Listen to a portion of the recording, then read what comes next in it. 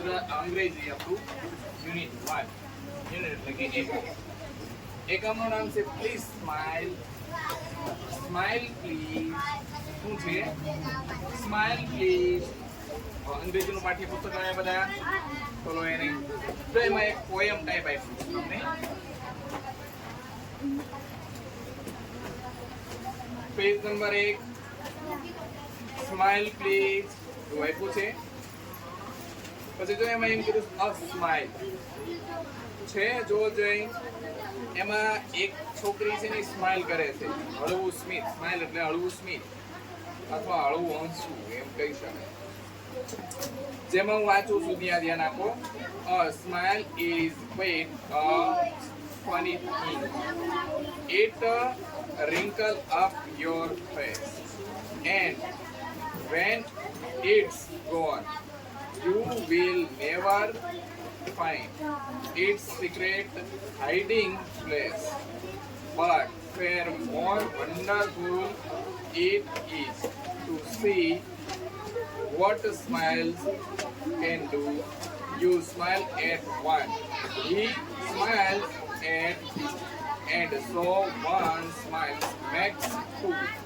પછી એની નીચે તો ઘણા બધા પ્રશ્નો આપ્યા છે, પણ એના અમુક આપણે મીનિંગ અહીંયા બોર્ડ ઉપર હું તમને સમજાવું છું. બોર્ડ ઉપર લખેલા છે જે ખાસ અમુક આપણને ન આવડતા હોય એવા શબ્દો છે.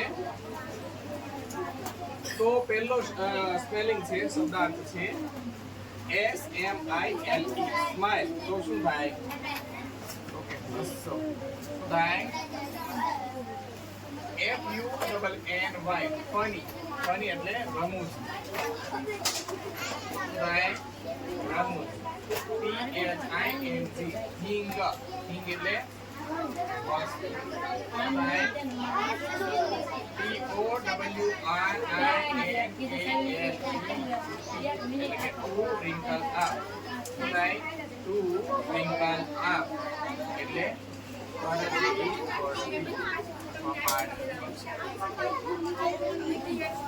FACE ફેસ એટલે ચહેરો. થાય ચહેરો. બોલો બોલો પછી આવડે ને. FIND to find. ફાઇન્ડ એટલે થાય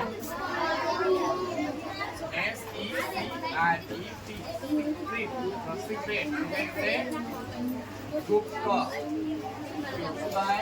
ગુપ્ત. પછી HIDING પ્લેસ એટલે કે સંતાડવાની જગ્યા. પછી WONDERFUL વંડરફુલ. શું થાય? વંડરફુલ.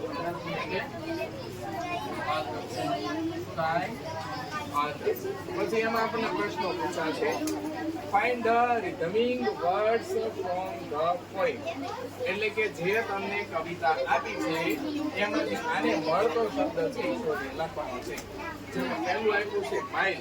તો માઇલ જેવો શબ્દ તમારા કાવ્યમાં કયો આપ્યો છે? એટલે કે પોએમમાં કયો આપ્યો છે? સ્માઇલ. તો અહીંયા આપ્યો છે સ્માઇલ. પછી રેસ. RACE અને રેસ સમજાય. રેસ એના જેવો શબ્દ કયો છે? ફેસ. ત્યાર પછી MAN એના જેવો શબ્દ MAN જેવો શબ્દ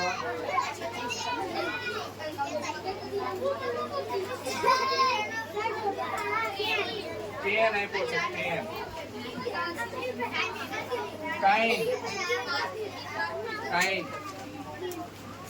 ફાઇન. પિંડ નહીં ફાઇન કહેવાય. ફાઇન.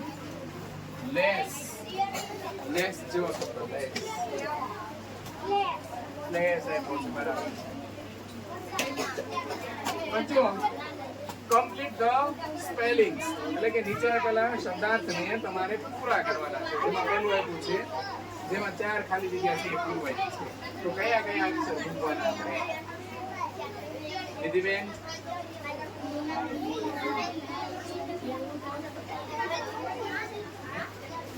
આ જે શબ્દ છે ને એ અધૂરો છે, આમાં આપણે અક્ષર મૂકવાના છે, શબ્દ પૂરો કરવાનો.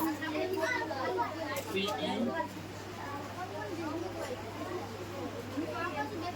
સ્પેલિંગ તમારી પાસે તમારી જે બુક છે ને બોલમાં જે તમારી બુક આપી છે ને એમાં જે પોઈમ આપી છે પોઈમ એમાં જે શબ્દ આપેલો છે જેમાં પહેલો S હશે ને છેલ્લો T હશે એવો કયો શબ્દ છે જોવો જોઈએ. CE નો આવે એને એમાં જુઓ તમારો જે છે ને બુક એમાં આપેલું છે જે 8 લીટીની કવિતા આપી ને એની અંદર છે જોવો જોઈએ જેમાં પહેલો S છે ને છેલ્લો T છે એવો શબ્દ કયો છે તો એ બાકીના અક્ષર આપણે લખવાના છે. બોલો બેન.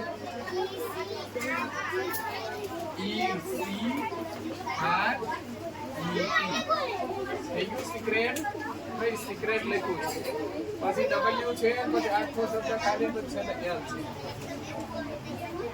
પેલો W અને છેલ્લો L હોય એવો શબ્દ ગોતો જોઈએ અને કેટલા અક્ષર નો 1 2 3 4 5 6 7 8 9 અક્ષર નો હોય તો સહી શબ્દ. બોલો ભૂમિબેન.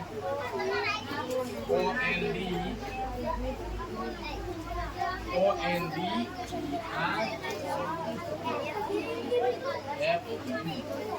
ડબલ એલ આવે પણ બરાબર થઈ ગયું. જો વન્ડરફુલ. પછી પેલો F છેલ્લો લાઈન 3 અક્ષર ઘટે છે. હાલો હવે તો આઈડિયા આવી જવો પડે, આટલું ઈઝી નો આવડે આવડી જ જાય. બોલો ભાર્ગવભાઈ. U ડબલ N બરાબર છે ફની નો સ્પેલિંગ છે ફની. Q પેલો 3 અક્ષર ખાલી છેલ્લો A પહેલી લાઈન માં શબ્દ છે આ મને ખબર છે. તમને ખબર છે? બોલો પાયલબેન. એટલો બધો લાંબો નથી, ખાલી 3 જ અક્ષર ઘટે છે. બે ભાઈને તો આવડે છે, બીજાને કેમ નથી આવડતું? ચોપડીમાં જોવો, ચોપડીમાં. બોલ ભૂમિ. U I છે આવો જો જોઈએ. ત્યાર પછી ત્રીજો પ્રશ્ન. Arrange the following words in the alphabetical order. એટલે કે ABCD પ્રમાણે નીચેના 4 શબ્દોને ક્રમમાં ગોઠવો. ત્યાં જગ્યા પૂરી કે હાલો. Wonderful, smile, place and height આમાંથી કયો પહેલો શબ્દ આવે? એટલે કે ABCD પ્રમાણે આપણે ગોઠવવાનું છે. તો કયો શબ્દ પહેલો આવશે?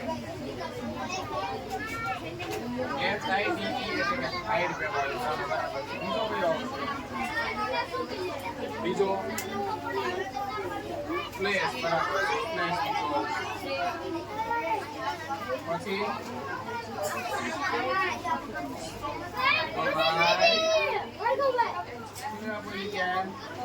અને છેલ્લો અંદર